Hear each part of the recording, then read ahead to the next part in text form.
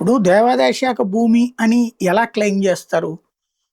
నేను లేకపోతే నా కుటుంబ సభ్యులు ఎవరో నా నా వాళ్ళకెవరికైతే ఆస్తి హక్కుందో ఆ ఆస్తిని గుడికి రాస్తే అప్పుడు దేవాదాయ శాఖ తీసుకుంటది. వక్ఫ్ అయినా అంతే గదా! చర్చి తను కొన్న భూములు రిజిస్ట్రేషన్ చేసుకుంటది. వక్ఫ్ అంటే ఎట్లుండాలి? అలా ఆ మతానికి సంబంధించిన పెద్దలు మసీదుకి రాసిచ్చారా? లేకపోతే దర్గాకి రాసిచ్చారా? లేదా మత పెద్దలకి రాసిచ్చారా? అప్పుడు తీసుకోవాలి. అలా కాకుండా మా ముత్తాత గారు వాళ్ళ మా నాన్నకి చెప్పినప్పుడు మా నాన్న విన్నారట. మా నాన్న నాకు చెప్పారు ఆ బిల్డింగు వక్ఫ్‌కిద్దామనుకున్నారని. కానీ ఈలోపు వాళ్ళ బిడ్డలు అమ్మేశారు.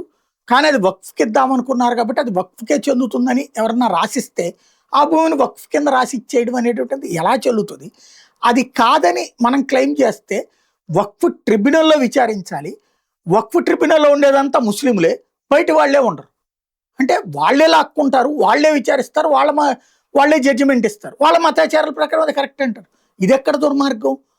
ఇదే కదా తప్పని చెప్పేది. ఇది హిందువులను వేధించడానికి వక్ఫ్ చట్టాన్ని అడ్డుపెట్టుకొని వాడుకోబడినటువంటిది భారతదేశం.